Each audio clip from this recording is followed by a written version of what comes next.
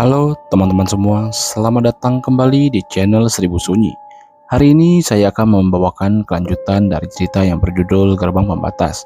Dan sebelum ceritanya dimulai, jangan lupa kalian like, subscribe, dan nyalakan lonceng notifikasinya, agar kalian tidak ketinggalan cerita menarik lainnya. Oke, tanpa berbasa-basi lagi, kita masuk ke ceritanya. Malam hari mulai tiba. Mang Badru dengan beberapa warga yang memilih tinggal mulai menutup gerbang. Mereka berharap semoga tidak ada hal aneh lagi yang terjadi di malam hari. Langit malam terasa lebih menakutkan dari sebelumnya. Mungkin saja karena warga desa sedang dalam keadaan sangat ketakutan. Keisha, Bisiti, dan nenek yang berada di dalam rumah tidur berdekatan. Sedangkan Mang Badru berkeliling bersama warga lainnya untuk menjaga desa. Keisha yang mencoba tidur teralihkan oleh suara yang berada di dapur. Keisha bangun lalu mencoba mencari tahu sumber suara itu. Sambil membawa lilin, Keisha menuju ke arah dapur. Dan saat Keisha menyorot lampu minyak ke arah dapur, terlihat sosok manusia kerdil yang sedang membelakanginya. Terlihat sosok itu seperti sedang memakan sesuatu. Keisha pun teriak, meminta bantuan, namun sosok itu berbalik lagi menunjukkan wajahnya yang berbulu dengan gigi taring yang penuh darah. Dengan matanya yang berwarna merah, Bisiti menuju ke arah Keisha dan bertanya apa yang terjadi. Mendengar teriakan Keisha, warga yang sedang berjaga menuju ke rumah itu, dan sosok kerdil itu menghilang. Namun sosok kerdil itu meninggalkan sesuatu, yaitu potongan kepala manusia dengan keadaan hancur. Sepertinya sosok itu sedang memakannya. Bisiti mengajak Keisha, sedangkan Mang Badru berusaha membersihkan potongan kepala itu. Keisha terlihat sangat terguncang dan ketakutan. "Keisha, kamu tenang ya, jangan ingat apa yang kamu lihat," ucap Bisiti. Sambil menangis, Keisha berkata, "Keisha pengen pulang, Bi. Keisha gak tahan lagi. Tolong Keisha, Bi." "Kamu sabar dulu, Bibi bakal usahain kalau kamu bisa pulang secepatnya," ucap Bisiti. Tak berselang berapa lama, terdengar teriakan dari rumah yang ada di sebelah mereka.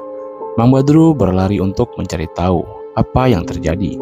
Dan ternyata potongan kepala yang dibawa oleh manusia kerdil yang Keisha lihat adalah kepala seorang balita yang tinggal di sebelah rumah. Lalu dari luar gerbang terdengar suara seseorang meminta tolong dan perlahan membuka pintu gerbang. Ternyata orang itu adalah salah satu warga desa yang sebelumnya pergi meninggalkan desa. Para warga menyambutnya dan bertanya apa yang terjadi padanya. Pria itu menceritakan kalau ia dan rombongannya tidak bisa menemukan jalan keluar dari hutan. Dan saat malam mulai gelap, satu persatu rombongannya menghilang secara misterius.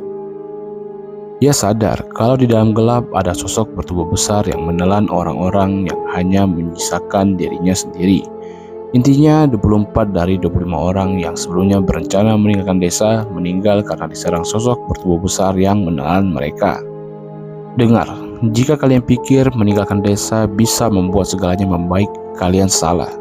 Hal ini membuktikan tidak ada tempat untuk pergi, ucap Mang Badru. Para warga mulai kehilangan semangat hidup, dan mereka mulai merasa kalau hidup mereka akan berakhir secepatnya. Jangan putus asa, apapun takdir kita nanti, biarlah terjadi. Karena apapun rencana kalian untuk ke depan, mati akan selalu menjadi akhir dari hidup kita, ucap Mang Badru. Sama seperti warga desa, Keisha pun sudah merasa pasrah dengan semuanya. Ia merasa tidak akan ada kesempatan untuk keluar dari desa ini. Saat warga tenggelam dalam perasaan putus asa, nenek keluar dari rumah menuju kerumunan. "Masih ada harapan untuk kalian. Masih ada harapan untuk desa ini," ucap nenek. Warga desa pun menoleh ke arah nenek. "Saya merasa sudah cukup menjalani hidup sampai saat ini. Biarlah saya melakukan hal yang berguna di akhir umur saya," ucap nenek. Nenek menjelaskan ke warga desa ada hal yang bisa dilakukan untuk mengeluarkan iblis dari desa mereka, yaitu dengan melakukan sebuah ritual pengorbanan. Dan nenek menawarkan diri untuk melakukan ritual itu. Walau pada awalnya Mang Badru dan Bisiti tidak mengizinkan nenek melakukannya, namun nenek meyakinkan Mang Badru kalau nenek ingin memanfaatkan sisa umurnya untuk membantu banyak orang.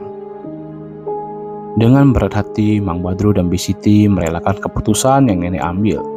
Nenek mulai menjelaskan kalau proses ritual itu bertujuan untuk menyerahkan roh seseorang yang ditumbalkan untuk menjadi budak iblis di alamnya.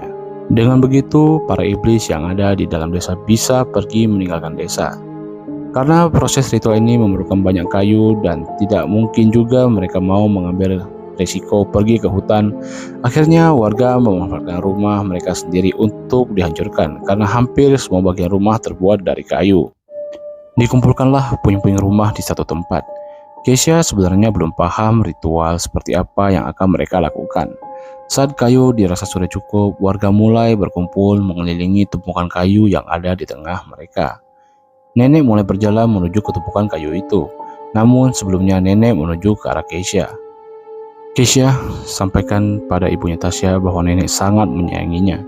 Ucapkan terima kasih nenek karena sudah mengizinkan Tasya mengunjungi nenek. Ucap nenek. Ya nek, Keisha bakal sampein, jawab Keisha. Kamu anak yang baik, nenek akan menjaga Karin dan Tasya di sana. Ucap nenek. Maksud nenek apa? Di mana Karin dan Tasya? Tanya Keisha. Nenek hanya tersenyum dan berjalan menuju ke tumpukan kayu. Keisha benar-benar tidak mengerti apa yang akan nenek lakukan. Bisiti, sebenarnya apa yang mau nenek lakuin? Tanya Keisha. Pintu gerbang dibuka, lalu seorang pria mendekat ke arah nenek dengan membawa sebuah obor. Keisha mulai paham dan mengerti. Ia tidak bisa berkata-kata. Jantungnya berdetak sangat kencang. Perlahan pria yang membawa obor itu mulai membakar kayu di mana nenek berada. Ternyata ritual pengorbanan ini mengharuskan seseorang untuk bersedia dibakar hidup-hidup. Bi, nenek dibakar, ucap Keisha dengan paniknya.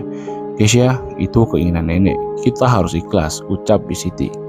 Perlahan api semakin membesar dan mulai membakar tubuh nenek secara perlahan. Keisha yang tidak sanggup melihat hal itu memeluk Bisiti dan terus memainkan bahwa semuanya itu tidak nyata. Api semakin besar. Anehnya nenek tidak berteriak walaupun api membakar tubuhnya. Keisha melihat sekeliling di mana warga desa menangis sambil berdoa. Saat api berkobar sangat besar, anehnya asap dari pembakaran tidak mengarah ke atas. Namun asap itu bergerak ke arah gerbang yang terbuka. Keisha melihat kobaran api yang sepertinya sudah membakar habis tubuh nenek. Lalu dari arah gerbang terdengar suara gamelan yang sangat dekat. Para warga yang sadar memalingkan pandangan mereka ke arah gerbang. Disitulah mereka melihat nenek, Tasya dan Karin sedang berdiri, menatap ke arah mereka. Namun mereka dikelilingi sosok hitam bermata merah yang seolah-olah memegangi tubuh mereka. Keisha memanggil Karin dan Tasya yang terlihat menangis. Bisiti memberitahu kalau nenek, Tasya, dan Karin sudah menjadi budak iblis dan mereka tidak akan bisa kembali. Mang Badru pun memerintahkan warga untuk segera menutup gerbang secepatnya. Disitulah nenek, Karin, dan Tasya tersenyum ke arah Keisha. Gerbang pun ditutup, pertanda kegelapan telah pergi dari desa mereka. Keisha hanya bisa menangis di pelukan Bisiti. Ia terus berharap kalau semua yang ia alami hanyalah sebuah mimpi. Keisha, biarkan mereka pergi. Bagian dari mereka akan terus hidup dalam diri kita, ucap Bisiti. Setelah ritual pengorbanan itu, warga mulai kembali ke rumah mereka. Dan berbeda dari malam sebelumnya, rasa takut seakan sudah menghilang, membuat Keisha bisa meminjamkan matanya dengan tenang. Di keesokan paginya, matahari pagi membangunkan Keisha dari tidurnya. Ia masih berharap kalau semua yang dialaminya tidaklah nyata. Bisiti mendekat ke arah Keisha, lalu mengatakan kalau Mang Badru dan Bisiti akan mengantar Keisha pulang ke kota. Kami juga harus ketemu sama orang tuanya Tasya dan Karin, ucap Bisiti. Tanpa panjang lebar, mereka merencanakan perjalanan secepatnya. Keisha pun bersiap-siap merapikan barang-barangnya, namun Keisha kembali teringat pada kedua temannya saat melihat barang-barang mereka. Mang Badru dan Bisiti sudah siap untuk pergi, begitupun Keisha. Mereka berjalan beriringan melewati gerbang desa. Keisha merasa sangat berat karena terus memikirkan tentang Karin dan Tasya. Keisha, kamu harus kuat, kamu harus fokus ke depan. Jalan hidup kamu masih panjang, ucap Bisiti. Mereka harus jalan kaki sekitar 1 km untuk mendapatkan ojek yang akan mengantar mereka menuju ke jalan raya. Walaupun kesedihan dan kehilangan masih mengantungi Keisha, namun ia masih jauh lebih beruntung karena masih diberi kesempatan untuk tetap hidup dan melihat masa depan. Biarlah pengalaman pahit yang dialami menjadi bagian dari perjalanan hidupnya. Dan cerita gerbang pembatas pun berakhir. Oke teman-teman, gimana ceritanya? Semoga cerita yang saya bawakan bisa menghibur kalian semua. Dari cerita ini kita bisa mengambil kesimpulan bahwa kita harus tetap menghargai dan menghormati kepercayaan sekaligus kearifan lokal masyarakat setempat.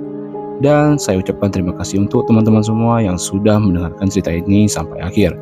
Dari part 1 sampai part 2. Jangan lupa kalian like, subscribe, dan nyalakan lonceng notifikasinya agar kalian tidak ketinggalan cerita menarik lainnya. Dan buat teman-teman yang mau membaca secara langsung ceritanya, linknya akan saya cantumkan di kolom deskripsi. Sekali lagi saya ucapkan terima kasih, semoga teman-teman semua selalu diberi kesehatan dan dilindungi dari segala mara bahaya, dimanapun teman-teman berada. Saya Aan, pamit undur diri.